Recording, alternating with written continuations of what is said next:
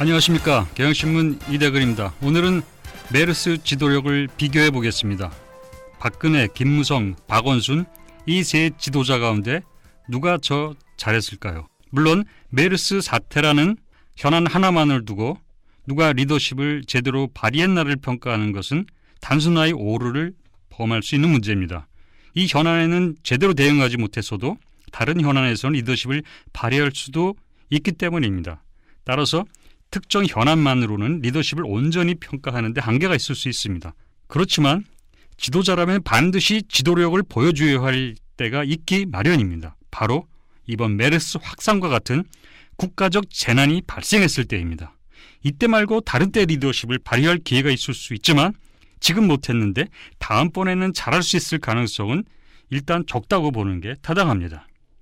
메르스 사태에 최소한의 리더십 역량이라도 보여주어야 다른 현안에서 리더십을 발휘할 것이라는 기대감을 가질 수 있는 겁니다. 게다가 이번뿐만 아니라 세월호 참사 등 과거 국가적 위기 때 이미 실패한 리더십을 보여주었다면 더 말할 나위가 없습니다. 과연 다음 5명의 정치 지도자 가운데 누가 지도자로서의 덕목과 자질을 지니고 있을까요? 우리 한번 같이 평가해 보도록 하겠습니다.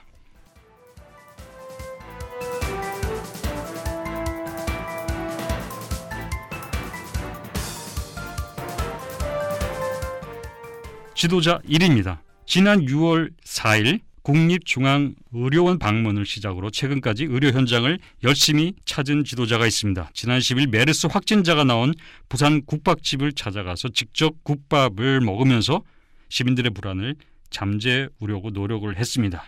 11일에는 여의도 종로병원을 갔고 12일에는 강남구 보건소, 14일에는 산부인과 전문병원을 직접 찾아서 임산부들을 안심시키려고 했습니다. 최일선에서 연일 메르스와 싸우는 의료진이나 메르스 사태로 피해를 본 시민들을 찾아가 위로하는 데 적극적이었습니다. 그의 발길은 일관성 있고 꾸준했습니다.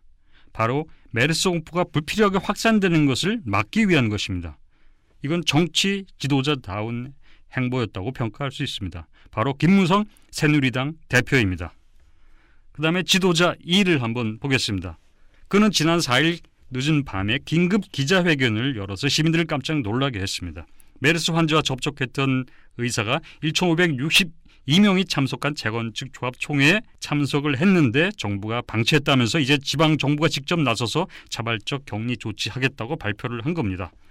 그는 지금부터 서울시 메르스 방역본부장을 직접 맡겠다 이러면서 메르스 대처에 적극 나서겠다고 선언했습니다.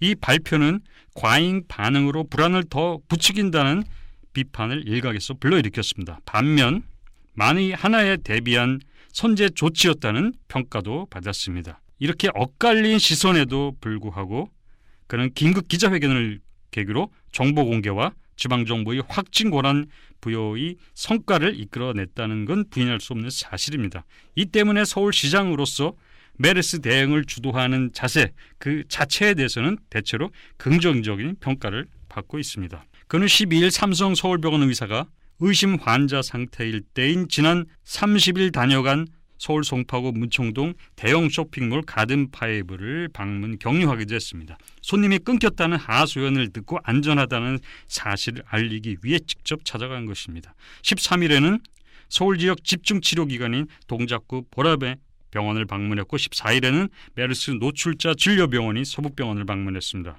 그의 두 번째 도전은 서울시 공무원 시험이었습니다. 만일 시험을 치르지 않으면 그동안 시험 준비를 해온 14만 명의 수험자들을 좌절시키는 일이 될 수도 있었던 겁니다. 게다가 4일 긴급 기자회견에 이어서 시험 준비 연기로 메르스 공포를 또 한 번 조작한다는 비난을 받을 수도 있는 상황이었습니다.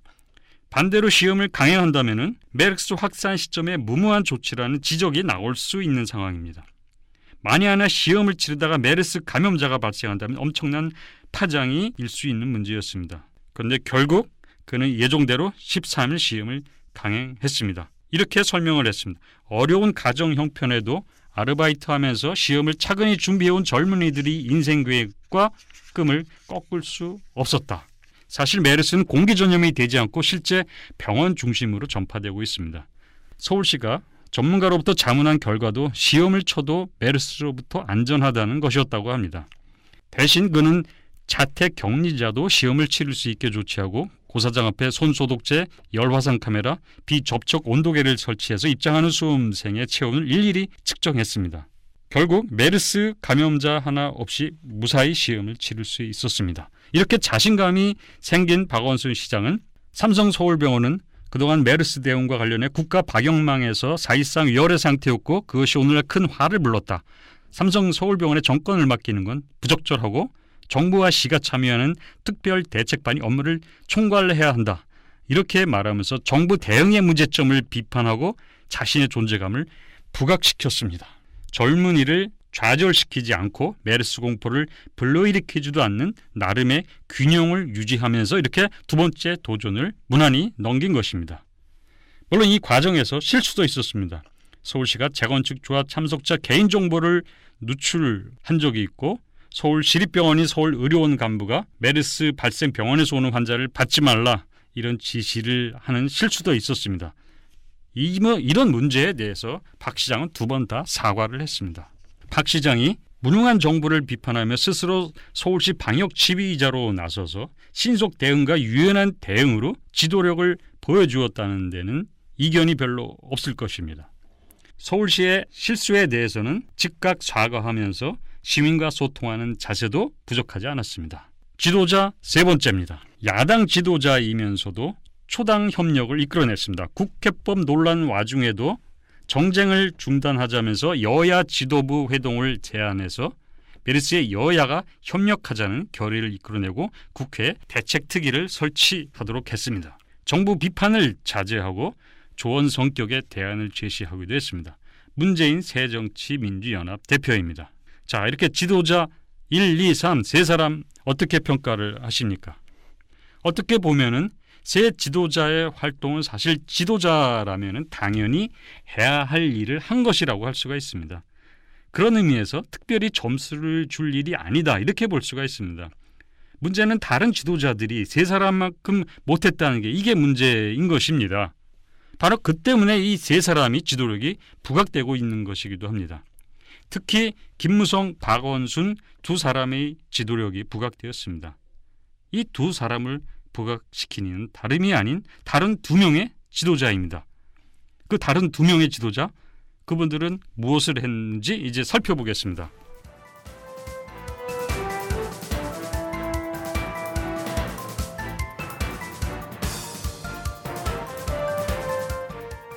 자, 네 번째 지도자입니다. 이분은 새누리당 보수혁신특별위원장을 지냈고 다음 대통령 후보가 되려는 분입니다. 그분은 평소에도 그랬듯이 이번 메르스 사태에 대해서도 역시 막말 수준의 저급하고 과격한 말들을 토해냈습니다. 지난 12일 오후 경남 창원 마산학교에서 열린 내가 꿈꾸는 대한민국이라는 주제의 특강에서 이렇게 말을 했습니다.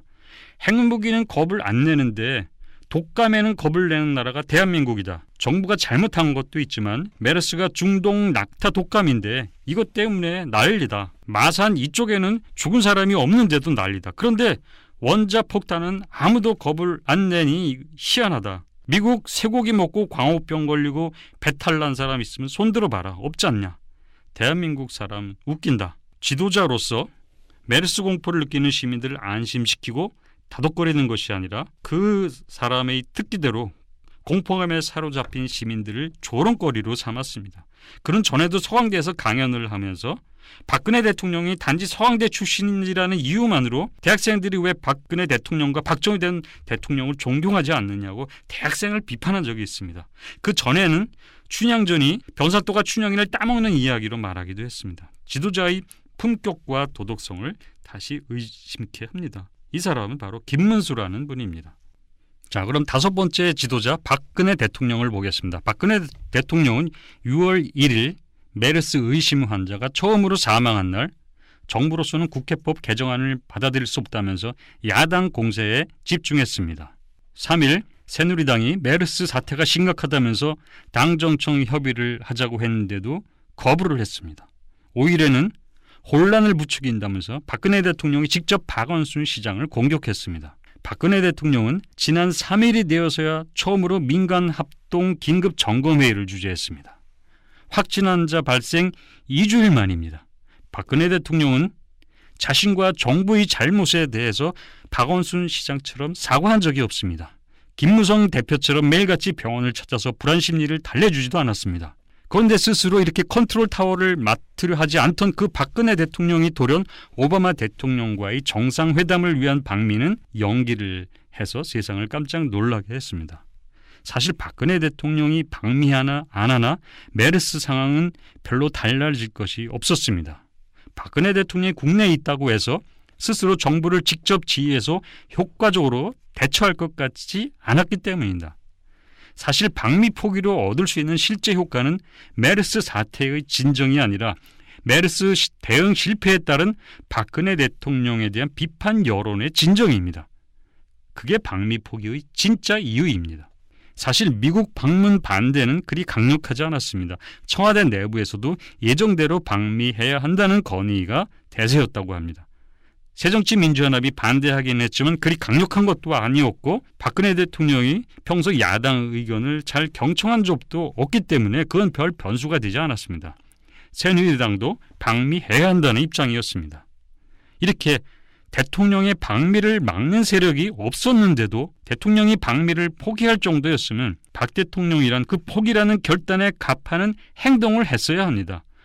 오직 메르스 사태 진정에 전력 투구해야 했습니다. 그런데 이상하게도 서울에 남아서는 별로 하는 일이 없었습니다. 지난 10일 방미를 포기하고도 청와대에서 아무것도 하지 않자 보수 언론까지 나서서 왜 대통령이 나서지 않느냐고 지적을 했고 결국 대통령은 떠밀리다시피 해서 12일 경기도 메르스 종합관리대책본부를 방문했습니다.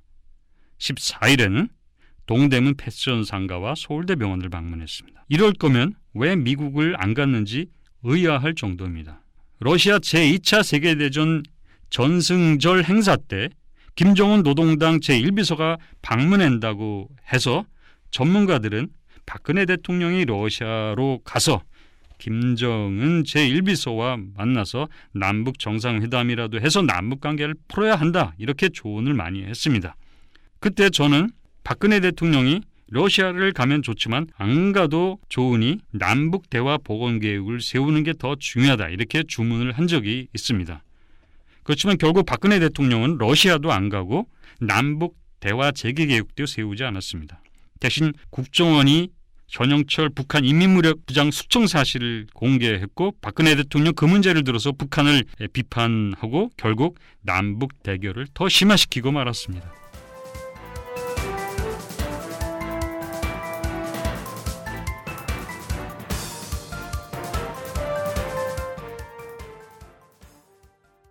드라이빙 미스 데이지라는 영화가 있습니다. 고집이 세고 자존심 강한 데이지 여사의 이야기입니다.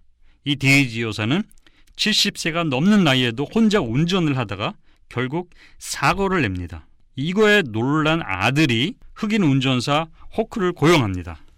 그러나 고집센 이 유태인 만화님은 일방적으로 운전사 호크를 무시하면서 그를 받아들이지 않습니다. 그렇지만 유머가 가득하고 인내심이 강하며 인간미가 넘쳐 흐르는 운전사는 데이지 여사의 그 냉대와 무시를 무릅쓰고 오로지 진실한 보살핌으로 데이지에게 복종을 합니다. 결국 잘난 체하고 고집불통인 할머니도 그의 참다운 인간성에 감동해서 따뜻한 마음으로 그를 받아들인다는 내용입니다. 야당은 물론 새누리당, 보수 언론이 모두 들고 일어나서 제발 좀 박근혜 대통령이 전면에 나서서 사태를 진화하고 불안감도 해소시키는 역할을 해달라고 목이 아프게 말하고 나서야 겨우 조금 움직이는 태도를 보이고 있습니다. 데이지 여사와 비슷합니다. 그래도 충성스러운 흑인 운전사가 인내하며 잘 모신 결과 데이지의 마음이 바뀌게 됩니다. 박근혜 대통령은 어떻게 될까요? 우리는 좀 더 지켜봐야 할까요? 이대근이었습니다.